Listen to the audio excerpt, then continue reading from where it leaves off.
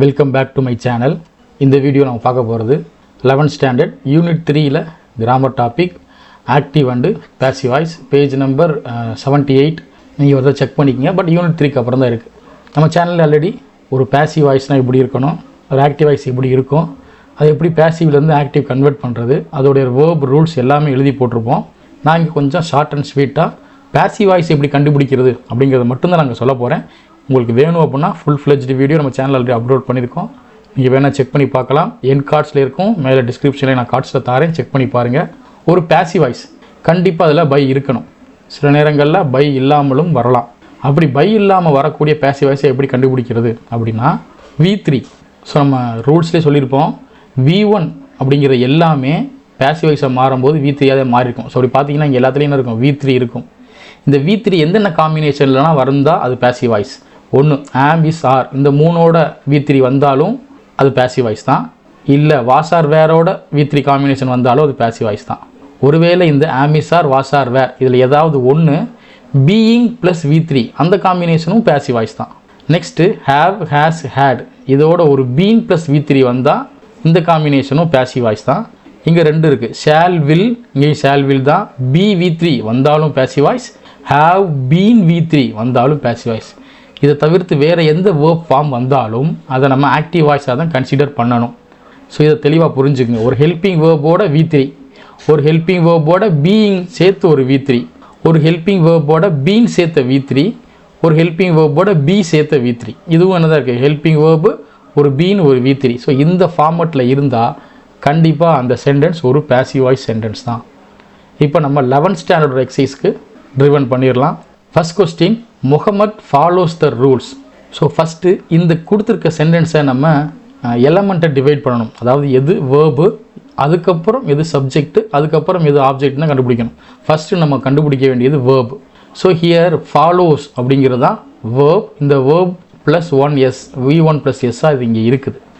Next இந்த follow அப்படிங்கிற வேர்பை செஞ்சது யார் அப்படின்னு பார்த்தோம்னா அது முகமது தான். ஸோ இப்போ முகமத் இஸ் சப்ஜெக்ட். ஸோ இந்த ஃபாலோ அப்படிங்கிற வேர்போட ரிசல்ட் என்ன அப்படின்னா அது ரூல்ஸ். அப்போ அதுதான் ஆப்ஜெக்ட். ஸோ ஃபஸ்ட்டு ரூல் சப்ஜெக்டையும் ஆப்ஜெக்டையும் நம்ம இன்டர்சேஞ்ச் பண்ணணும். ஸோ அதுபடி ஃபஸ்ட் என்ன வருது அப்படின்னா த ரூல்ஸ்.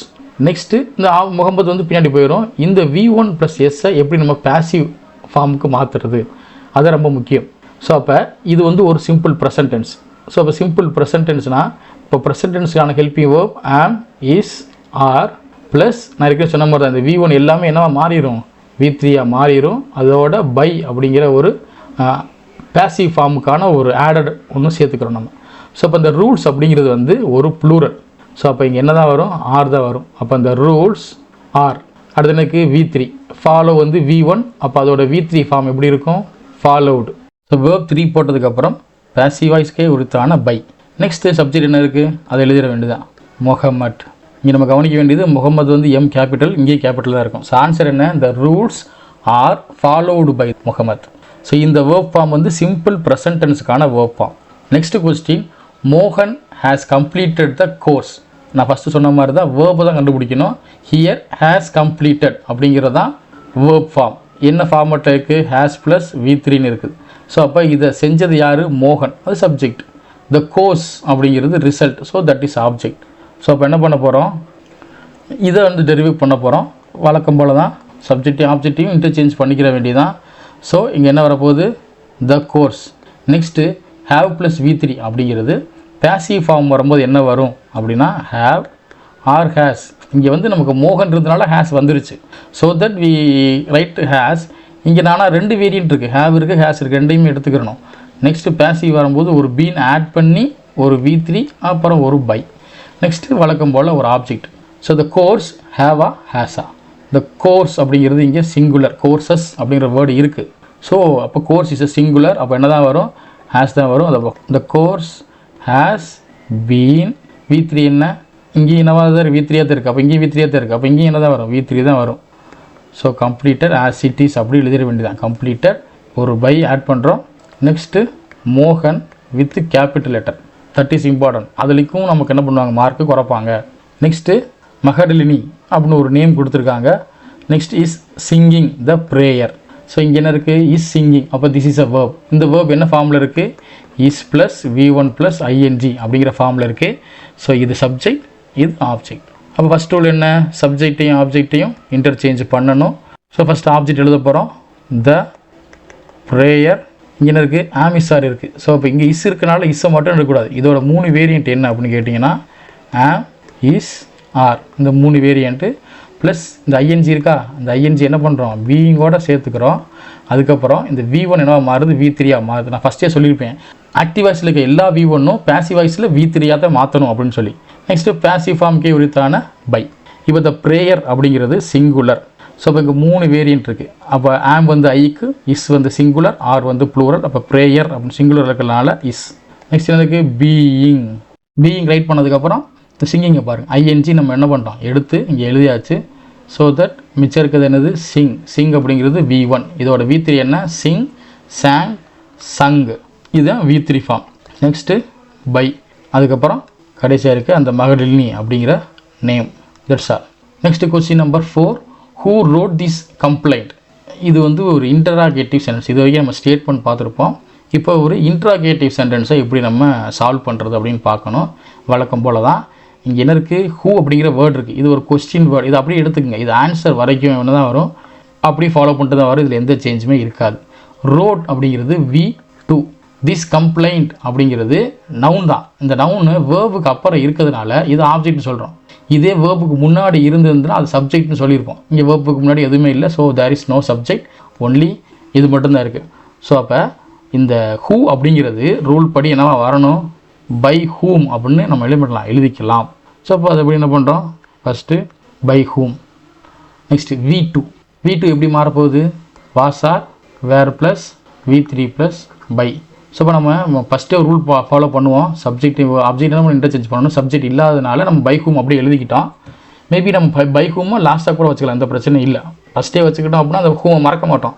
இல்லைனா நம்ம என்ன பண்ணுவோம் சப்ஜெக்ட் தான் மாற்றணும், பை ஹூமை வந்து ஹூ வந்து பை ஹூமாக மாற்றணுங்கிறத மறந்துடுவோங்கிறனால தான் நான் ஃபஸ்ட்டே பை ஹூம் எழுதிட்டேன். பட் எழுதினாலும் ஆப்ஜெக்ட்டு அதோட ஃபஸ்ட் ப்ளேஸுக்கு வந்து ஆகணும். So by whom this complaint வந்து சிங்குலர். அப்போ வாஸ் தான் நம்ம யூஸ் பண்ண போகிறோம். Complaint was write wrote written. அவ்வளோ question mark. Next question number 5. May God bless you with happiness. நம்ம ஃபஸ்ட்டு பார்த்தது ஒரு இன்ட்ராகேட்டிவ் அப்படின்னா இது ஒரு இம்பரேட்டிவ் மே. அப்போது இங்கே ப்ளஸ் அப்படிங்கிறது தான் வேர்பு. இது V1 இருக்குது. காட் அப்படிங்கிறது யார் ப்ளஸ் பண்ணுறா, காடு தான் ப்ளஸ் பண்ணுறாங்க. So subject. யூ இந்த வேர்புக்கு பின்னாடி இருக்குது. ஸோ இது ஆப்ஜெக்ட். வித் ஹாப்பினஸ் அப்படிங்கிறது ஒரு அர்ஜென்ட். ஸோ இந்த வித் ஹாப்பினஸ் நம்ம கடைசி வரைக்கும் வித் ஹாப்பினஸாகவே ட்ராவல் பண்ணோம். ஸோ அதில் எந்த சேஞ்சும் இல்லை. இந்த மே வந்து சிம்பிளாக இதை எடுத்து உள்ளே வைங்களே, இதுக்குள்ளே வைங்க. God may bless you. இந்த மே வந்து இந்த God can bless God shall bless God will bless அப்படின்னு வரும்போது நம்ம என்ன பண்ணுவோம் அந்த ஃபார்முலாவை யூஸ் பண்ண போகிறோம். அவ்வளோதான், சிம்பிள். வெளியே மே வந்துருக்கு, அவ்வளோதான். அதை பற்றி பிரச்சனை தேவையில்லை. நெக்ஸ்ட் என்ன பண்ணுறோம் இந்த சப்ஜெக்டையும் ஆப்ஜெக்டையும் என்ன பண்ணணும் இன்டர்சேஞ்ச் பண்ணணும். அதை இன்டர்சேஞ்ச் பண்ணிடலாம். ஸோ அப்போ என்ன வரும் யூ அப்படிங்கிறது ஃபஸ்ட்டு வந்துடுது யூ. இந்த மே வேணுங்கிறதுக்காக நான் பின்னாடி வச்சுருக்கேன் சரியா. அப்போ இந்த மேவும் இந்த V1 இருக்குது. V1 வந்து என்னவா மாற்றணும் மே ப்ளஸ் V1. அதுதான் முக்கியம் நமக்கு. அப்போ நான் இங்கே கூட எழுதி கட்டுறேன். எக்ஸாம்பிளுக்கு ஷால் ப்ளஸ் V1 அப்படி இருந்துச்சுன்னா இது என்ன மாற்றணும் shawl plus B plus V3 மாற்றணும். ஸோ இங்கே என்ன இருக்குது நமக்கு மே ப்ளஸ் V1 இருக்குது. அப்போது மே ப்ளஸ் B ப்ளஸ் V3 அப்படின்னு மாற்றிக்கிங்க, அவ்வளோதான். ஸோ அப்போ இங்கே என்ன வரும் மே ப்ளஸ் B ப்ளஸ் V3, அதாவது V1 V3 மாற்றணும். அப்போ இந்த மே பின்னாடி கொண்டு போயிட வேண்டியதான். ஏன்னா இங்கே என்ன தான் இருக்குது ஃபஸ்ட்டாக தானே இருக்குது. So that we have bring the may in first of the sentence.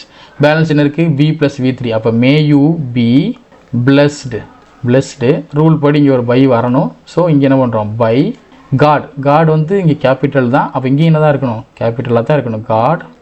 Balance என்ன இருக்குது வித் ஹாப்பினஸ். That's all. நல்லா கவனிங்க. நான் என்ன பண்ணுறேன் ஜஸ்ட் இதை உள்ளே வச்சுறேன். உள்ளே வச்சா இது ஒரு ஸ்டேட்மெண்ட்டாக மாறி சப்ஜெக்டில் ஆரம்பிக்குது. இது வந்து இந்த ஷால் வீல் இருக்க மாதிரி தான். ஷால் வீல் இருந்தால் நம்ம எப்படி ட்ரீட் பண்ணுவோமோ அதே மாதிரி தான். ஷால் பிளஸ்ன்னு இருந்தால் ஷால் பி பிளஸ்டுன்னு மாற்றும். நான் இங்கே மே பி பிளஸ்டுன்னு மாற்றிருக்கேன். ஸோ மே பி பிளஸ்டுன்னு மாற்றிட்டு மறுபடியும் இந்த மேயை நான் ஃப்ரண்ட்லேயே வச்சுக்கிட்டேன். மே யூ இந்த ஆப்ஜெக்ட்டு சப்ஜெக்ட் பிளேஸுக்கு வந்துருச்சு. Be blessed. ஸோ ஓகேவா வெறும் ப்ளஸ் V1 அப்படிங்கிறது என்ன மாறுது நம்ம V1 ஆமிசார் V3 மாறி இருக்கும், அதை பார்த்துருப்போம். ஆனால் இது ஃபியூச்சர் டென்ஸ். அதனால் அது பி V3 மாறுது. எகெயின் பை காட் வந்து சப்ஜெக்ட் ப்ளேஸ் ஆப்ஜெக்ட்டுக்கு வந்துருச்சு. கேபிட்டல் லெட்டர் தான் கொஸ்டின்லேயே கொடுத்துருக்காங்க. ஸோ நம்ம இங்கேயே கேபிட்டல் லெட்டர் தான். பேலன்ஸ் லைக் வித் ஹாப்பினஸ் என்ன சிம்பிள் இருக்கோ அந்த சிம்பிளை அப்படி யூஸ் பண்ணுங்கள். நம்ம இன்ட்ராகேட்டிவ்லேயே என்ன பண்ணியிருப்போம், கொஸ்டின் மார்க்கை யூஸ் பண்ணியிருப்போம். ஸோ இந்த ஃபஸ்ட்டு 5 கொஸ்டினை நான் ஃபுல்லாக தரவாக எக்ஸ்பிளைன் பண்ணியிருப்பேன். இந்த கொஸ்டின்ஸோட ஆன்சர்ஸில் உங்களுக்கு ஏதாவது டவுட் இருந்துச்சு அப்படின்னா கமெண்ட் செக்ஷன் லீவ் பண்ணுங்கள். நெக்ஸ்ட்டு நம்ம பேலன்ஸ் இருக்கக்கூடிய கொஸ்டினுக்கான எக்ஸ்ப்ளனேஷன் நம்ம அடுத்தடுத்த வீடியோவில் 1 by 1 பார்க்கலாம். இந்த வீடியோ உங்களுடைய எக்ஸாம் ரிவிஷனுக்கு யூஸ்ஃபுல்லாக இருந்துச்சுன்னா லைக் பண்ணுங்கள். இன்னும் நம்ம சேனலை சப்ஸ்கிரைப் பண்ணாமல் பார்த்துட்டு இருக்கீங்க அப்படின்னா சப்ஸ்கிரைப் பண்ணி நம்ம சேனலை வாட்ச் பண்ணுங்கள். உங்கள் ஃப்ரெண்ட்ஸ் அண்ட் ரிலேட்டிவ்க்கு இந்த வீடியோஸை ஷேர் பண்ணுங்கள். நம்ம சேனலுக்கு ஒரு பெரிய சப்போர்ட்டாக இருக்கும். Thank you. Next we will meet on another wonderful video. Until then, bye and signing off. This is Suresh Karan on VSK Teachers. Thank you. Have a good day.